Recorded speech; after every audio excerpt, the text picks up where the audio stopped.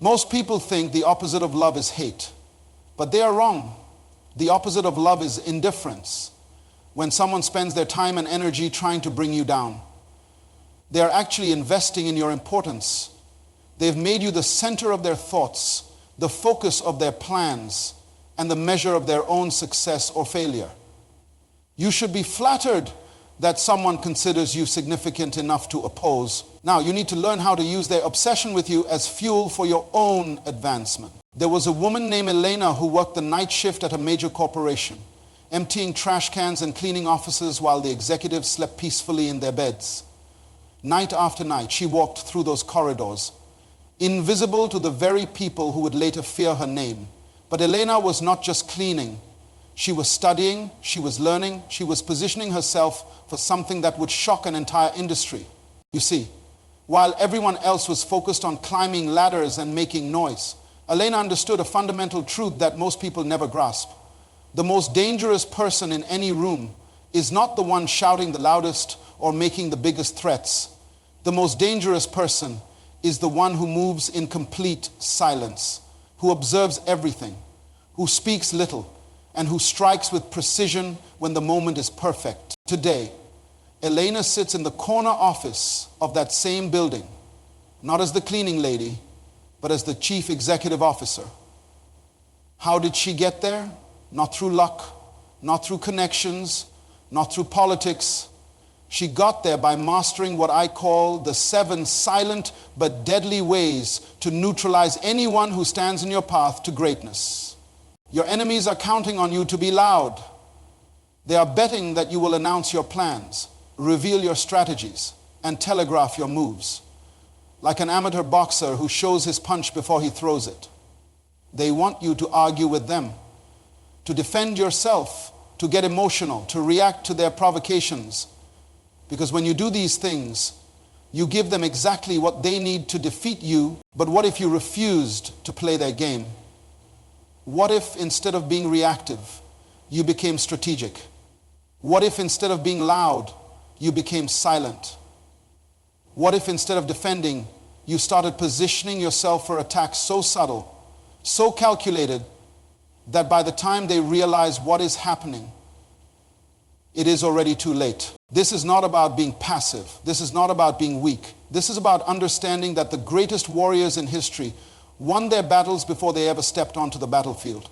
They won through preparation, through positioning, through patience, and through a level of strategic thinking that their enemies could never match. Think about water for a moment. Water does not argue with the rock. Water does not get angry at the mountain. Water does not make threats or declarations of war. Water simply flows persistently, consistently, silently, and over time. Water carves through solid rock, moves mountains, and reshapes entire landscapes. Your enemies see the rock and think it is permanent. They do not see the water because it moves without announcement, without drama, without noise. Elena understood this principle while her colleagues were complaining about their supervisors, gossiping about company politics, and making grand declarations about what they would do if they were in charge. Elena was studying every department, learning every process, understanding every weakness in the system. She was not plotting anyone's destruction. She was simply positioning herself to become indispensable when the company faced its biggest crisis. And executives were pointing fingers and assigning blame. Elena quietly presented a solution that saved them millions of dollars. When departments were struggling with efficiency, Elena had already identified the problems and prepared the answers. When leadership positions opened up, Elena was not campaigning for them. She had already demonstrated that she was the only logical choice. This is the power of strategic silence.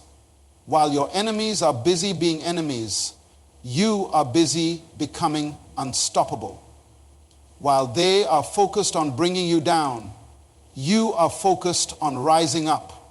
While they are spending their energy on destruction, you are investing your energy in construction. But here is what most people do not understand about this approach. Strategic silence is not the same as being quiet. Strategic silence is about being selective with your words, your actions, and your revelations. It is about understanding that information is power, and the person who controls information controls the outcome. Every time you announce your plans, you give your enemies the opportunity to sabotage them. Every time you reveal your strategies, you allow them to prepare countermeasures. Every time you show your hand, you give them the advantage they need to defeat you. But when you move in silence, when you keep your plans close to your chest, when you reveal only what serves your purpose, you maintain the element of surprise that can make the difference between victory and defeat. Elena did not tell anyone she was studying business administration through correspondence courses. She did not announce that she was learning multiple languages to communicate with international clients. She did not reveal that she was building relationships with key stakeholders throughout the organization. She simply did the work, quietly, consistently, strategically. Your greatest weapon is not your ability to destroy your enemies. Your greatest weapon is your ability to make them irrelevant through your own excellence. When you operate from this level of strategic thinking, you stop being reactive to their moves and start being proactive in creating your own destiny. The 7 methods I'm about to share with you are not tricks or manipulations. They are principles of strategic excellence that will transform you from someone who responds to circumstances into someone who creates circumstances. They will change you from a person who is affected by enemies into a person whose success makes enemies inconsequential. But before we begin, you must understand this crucial point. These methods only work for people who are committed to their own growth and excellence. They do not work for people who are looking for shortcuts or easy answers. They work for people who understand that the greatest victory is not defeating your enemies, but becoming so excellent that their presence in your life becomes meaningless. Are you ready to learn how to move like water? Are you ready to discover the power that comes from strategic silence? Are you ready to transform from someone who reacts to opposition into someone who transcends it entirely? The first method will change everything you think you know about dealing with difficult people. Method 1 is what I call the mirror strategy, and it is perhaps the most powerful tool you will ever learn for neutralizing aggressive people. When someone attacks you with anger, they expect you to respond with anger. When they come at you with aggression, they're prepared for your aggression. When they insult you, they're ready for your insults. But what happens when you give them back exactly what they give you, but refined, controlled, and strategic? There was a senior executive named Jonathan who worked at a technology firm where his colleague, Richard, was constantly trying to undermine him in meetings. Richard would interrupt Jonathan, dismiss his ideas publicly, and even take credit for his work. Everyone expected Jonathan to fight back, to confront Richard, to defend himself aggressively. Instead, Jonathan did something that completely disarmed his opponent. In the next meeting, when Richard interrupted him, Jonathan simply paused, smiled calmly, and said, "Richard, I can see you have strong feelings about this. Would you like to share your complete thoughts so we can all benefit from your expertise?" When Richard tried to dismiss his ideas, Jonathan responded, "That's an interesting perspective, Richard. I'd love to hear more about your experience with this particular challenge." What was Jonathan doing? He was using Richard's own energy against him. He was taking Richard's aggression and reflecting it back as professional courtesy.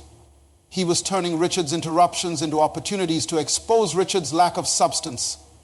Within 3 months, everyone in that office could see the difference between the two men. Richard looked unprofessional, desperate, and small. Jonathan looked composed, confident, and leadership ready. This is the power of the mirror strategy. You do not absorb their negative energy. You do not react to their provocations. You simply reflect their behavior back to them in a way that exposes their true character while elevating your own. When they are loud, you become calm. When they are emotional, you become logical. When they are attacking, you become solution-focused. But the mirror strategy only works when combined with method 2, which I call the patience trap. Most people think that patience means waiting passively for things to happen. That is not patience. That is procrastination. Real patience is active. Real patience is strategic. Real patience is about understanding that timing is everything. And the person who controls timing controls the outcome. Your enemies are almost always impatient. They want immediate results. They want instant gratification. They want to see you fall today, not tomorrow. This impatience is their weakness. And your patience becomes your strength while they are rushing to attack you, making mistakes, revealing their strategies, and exhausting their resources. You are studying them, learning their patterns, and waiting for the perfect moment to act. Richard made this mistake with Jonathan. Richard was so eager to destroy Jonathan's reputation that he started making careless accusations. He began taking credit for work that everyone knew he had not done. He started interrupting not just Jonathan, but other colleagues as well. His impatience made him reckless, and his recklessness made him visible in all the wrong ways. Jonathan, by me, was documenting everything. He was building relationships with key decision makers. He was consistently delivering excellent work. He was waiting for Richard to make the mistake that would end his credibility permanently. And Richard, driven by his impatience and his need for immediate victory, eventually gave Jonathan exactly what he was waiting for. During a major client presentation, Richard tried to present Jonathan's proposal as his own work, but Jonathan had already shared the preliminary ideas with several board members weeks earlier. When Richard claimed ownership, it was not Jonathan who exposed him. The board members themselves questioned Richard's claim. Having already heard the ideas from Jonathan directly, that single moment of impatience cost Richard his job and gave Jonathan the promotion he deserved. But Jonathan did not celebrate publicly. He did not gloat. He did not even mention Richard's name. He simply thanked the board for their confidence and moved forward with quiet dignity. This is how the patience trap works. You create space for your enemies to defeat themselves. You do not need to destroy them. You simply need to be patient enough to allow their own character flaws to become visible to everyone who matters. When you combine the mirror strategy with the patience trap, you become nearly unstoppable. You reflect their energy back in a way that exposes their weakness while waiting for the perfect moment to advance your own position. You are not reactive. You are not defensive. You are strategic. But these first two methods are just the foundation. They teach you how to neutralize immediate attacks and create space for strategic thinking. The next methods will show you how to gather the intelligence and build the alliances that will make you truly powerful in any environment where people try to stand in your way. Method 3 is called the information advantage. And it operates on a simple principle that most people completely ignore. In any conflict, the person who knows more wins. Not the person who talks more. Not the person who threatens more. Not the person who appears stronger. The person who has better information always has the upper hand. Your enemies are telling you their plans every single day. They are revealing their weaknesses, their fears, their strategies, and their limitations through their words, their actions, and their reactions. But most people are too busy talking to listen. Most people are too focused on defending themselves to observe what is really happening around them. When someone attacks you, they are giving you information about themselves. When they choose their words, they are showing you what they think will hurt you most, which tells you what hurts them most. When they choose their timing, they are revealing their pressure points. When they choose their allies, they are showing you their vulnerabilities. There was a woman named Catherine who worked in a competitive sales environment where her colleague, Stephen, was constantly trying to sabotage her client relationships. Stephen would spread rumors about Catherine's reliability, question her competence in team meetings, and even contact her clients directly to suggest they would be better served by someone else. Instead of confronting Stephen or complaining to management, Catherine became a student of Stephen's behavior. She noticed that Stephen's attacks always intensified right before major client presentations. She observed that he only targeted clients in specific industries. She realized that Stephen's criticism of her always focused on the same few areas, which told her exactly where Stephen felt most insecure about his own performance. Catherine used this information to her advantage. She began scheduling her most important client meetings during times when Stephen was focused on his own presentations. She specialized in the industries that Stephen avoided, becoming the go-to expert in areas where he had no credibility. She strengthened her skills in the exact areas Stephen criticized, turning his attacks into a roadmap for her own improvement within 6 months. Catherine had become the top performer in her division, not because she fought Stephen, but because she used Stephen's behavior as intelligence to guide her own strategic decisions. This leads directly to method 4, which I call the alliance network. Your enemies assume that everyone sees the situation the same way they do. They believe that if they can convince a few people to dislike you, everyone will turn against you. But they are wrong.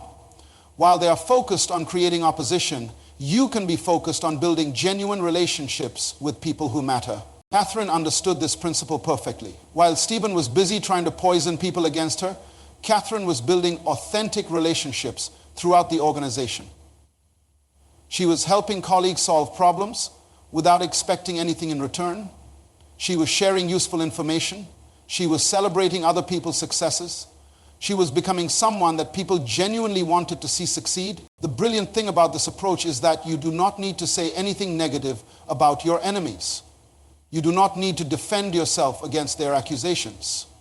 Your allies defend you naturally because they know your character from direct experience. When Stephen finally made his most serious accusation against Catherine, claiming she had provided misleading information to a major client, 5 different colleagues immediately came to her defense. Not because Catherine had asked them to, but because they knew her integrity personally. The client Stephen claimed she had misled even wrote a letter praising her honesty and professionalism. Information and alliances work together like a powerful combination. Your information tells you where to build relationships, and your relationships give you access to even better information. You become someone who knows what is really happening and who has people who genuinely want to help you succeed. Method 5 is the excellence weapon, and it is absolutely devastating to anyone who tries to stand in your way.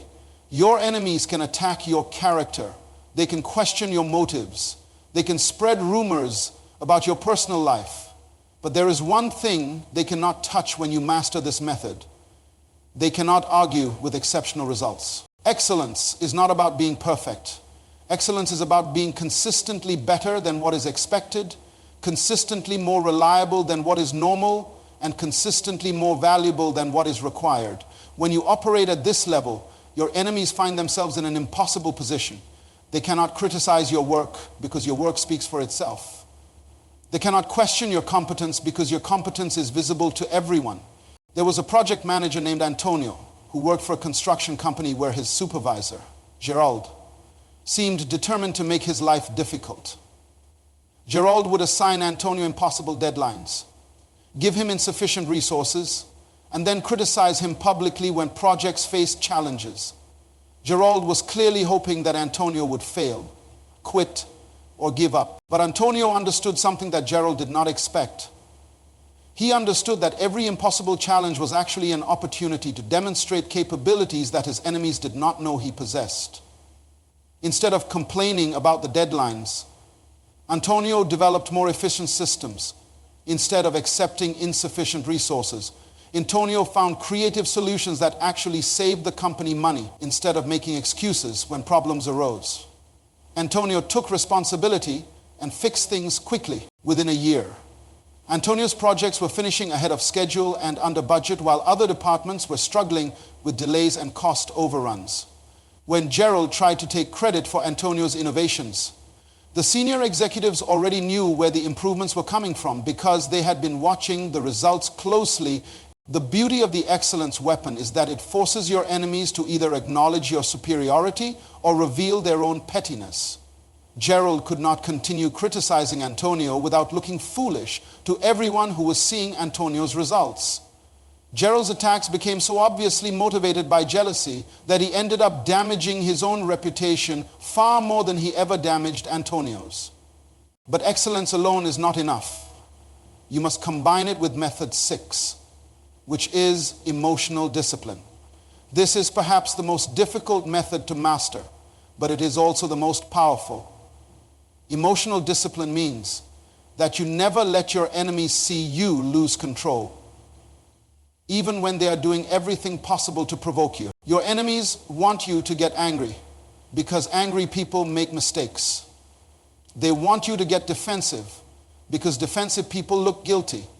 They want you to get emotional because emotional people lose credibility. But when you maintain perfect emotional control while they are losing theirs, you automatically win the respect of everyone who is watching. Everyone saw the film. Antonio demonstrated this perfectly during a company meeting where Gerald publicly blamed him for a budget problem that was actually caused by Gerald's own poor planning. Everyone in the room knew that Gerald was being unfair, and they were waiting to see how Antonio would respond. Antonio took a deep breath, looked Gerald directly in the eye and said calmly, "Gerald, I understand your concern about the budget. I have the detailed cost breakdown here, and I would be happy to review it with you privately after this meeting so we can identify exactly where the discrepancy occurred and how to prevent it in the future." Antonio did not defend himself. He did not attack Gerald. He did not get emotional. He simply offered a professional solution to address the concern. Gerald looked petty and unprofessional for making the accusation publicly, while Antonio looked like a leader who was focused on solving problems rather than assigning blame. When you combine excellence with emotional discipline, you become virtually undefeatable. Your work quality silences your critics, and your emotional maturity makes their attacks backfire against them. Now we come to the 7th and final method, which is the most powerful of all. I call it the legacy strategy. And when you master this method, you will understand why all the previous methods were just preparation for this moment. The legacy strategy is not about defeating your enemies. It is about making them completely irrelevant. By building something so significant, so valuable, so enduring, that their presence in your life becomes meaningless. Let me tell you about a woman named Isabella, who taught at an inner city high school where the education system was failing, the resources were limited, and hope was in short supply. Isabella had been assigned to work under a principal named Thomas, who seemed to take pleasure in making her job as difficult as possible. Thomas would deny her requests for classroom supplies, reject her innovative teaching proposals, and publicly criticize her methods in front of other teachers and parents. Thomas believed that Isabella was too idealistic, too ambitious, and too focused on changing things that he felt were perfectly fine the way they were. He saw her passion for education reform as a threat to his authority and a criticism of his leadership. He wanted her to conform, to accept the limitations of their situation, and to stop pushing for improvements that made him look inadequate by comparison. For the first year, Isabella tried to work within Thomas's system. She followed his rules, used his approved methods, and kept her innovative ideas to herself. But she watched her students struggle with outdated textbooks, inadequate technology, and teaching methods that were designed for a different generation. She saw brilliant young minds being wasted because the system was not equipped to help them reach their potential. That was when Isabella realized something that changed everything. She realized that she was thinking too small. She was focused on fighting Thomas when she should have been focused on transforming education.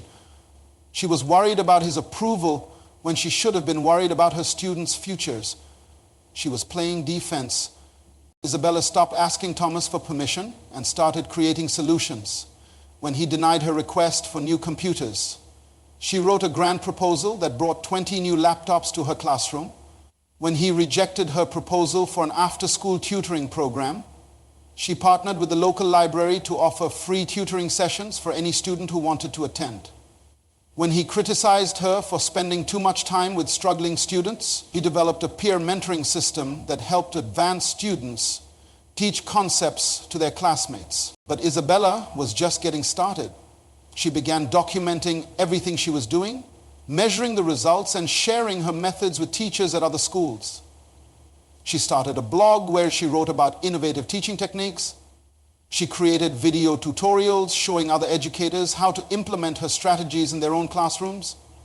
She began speaking at education conferences about how to improve student outcomes even in challenging environments within 2 years. Isabella's students were outperforming students at much better funded schools. Her classroom innovations were being replicated in districts across the state. Education researchers were studying her methods and publishing papers about her results. Thomas could no longer ignore what was happening, but by then it was too late for him to take credit or interfere. The school district offered Isabella a promotion to become curriculum director for the entire district. The state education department invited her to help design new teaching standards. A major university offered her a position as a professor of education. Publishers wanted her to write textbooks based on her methods. Isabella had multiple opportunities to leave Thomas behind completely. But here is what made Isabella truly exceptional. She did not leave. She did not take revenge on Thomas. She did not even mention his name when reporters asked her about the obstacles she had overcome. Instead, she used her new influence to transform the entire school system from within. Isabella accepted the district curriculum director position but negotiated to keep teaching part-time at her original school. She used her authority to implement the innovations that Thomas had previously blocked. She brought resources to the school that Thomas could never have accessed on his own. She created professional development programs that helped Thomas and other administrators understand how to support innovative teaching rather than resist it. The most remarkable thing happened. Thomas, who had spent years trying to limit Isabella's impact, found himself benefiting from her success. The school's improved test scores reflected well on his leadership. The additional resources she brought made his job easier. The positive media attention helped his career. He went from being her enemy to being grateful for her presence. Not because she defeated him, but because she made him better by making the entire system better. This is the power of the legacy strategy. When you focus on building something significant, something that serves a purpose bigger than yourself, something that creates value for other people, you transcend the petty conflicts that once seemed so important. Your enemies become footnotes in your story rather than obstacles to your success. Isabella understood what most people never learn. The ultimate victory is not proving that you are right and your enemies are wrong. The ultimate victory is creating something so valuable, so meaningful, so beneficial to others that your enemies' opinions become irrelevant. When you are changing lives, improving systems, and building legacies, you do not have time to worry about people who are stuck in small thinking. But here is what you must understand about the legacy strategy. It only works when it is genuine. You cannot fake caring about something bigger than yourself. You cannot pretend to be building a legacy while you are actually just trying to get revenge. The power comes from authentically committing yourself to creating value that extends far beyond your personal conflicts. When you combine all 7 methods, you become someone who cannot be stopped by any enemy, no matter how determined, how influential, or how aggressive they might be. You reflect their energy strategically. You wait for the right moments patiently. You gather information constantly. You build alliances authentically. You perform excellently. You maintain emotional control. And you focus on building something that matters. Your enemies will try to distract you from this path. They will try to pull you into arguments, provoke you into reactions, and tempt you into fighting battles that serve their agenda rather than yours. But you will recognize these attempts for what they are: distractions from your real purpose. The person you become through mastering these methods is not someone who destroys enemies. The person you become is someone who transforms them, inspires them, or simply makes them irrelevant through the power of your own excellence and contribution. Your greatest enemy's worst nightmare is not your anger, your retaliation, or your revenge. Your greatest enemy's worst nightmare is your success, your growth, and your refusal to be limited by their small vision of what is possible for your life. Stop giving your enemies the power to define your responses. Stop allowing their limitations to become your limitations. Stop fighting battles that keep you small when you were designed to build legacies that make you great. The time for strategic silence is over. Now is the time for strategic action. Now is the time to build something so significant that everyone who once stood against you will either stand with you or become irrelevant to your mission. Your enemies are waiting for you to fight them, surprise them, build something instead.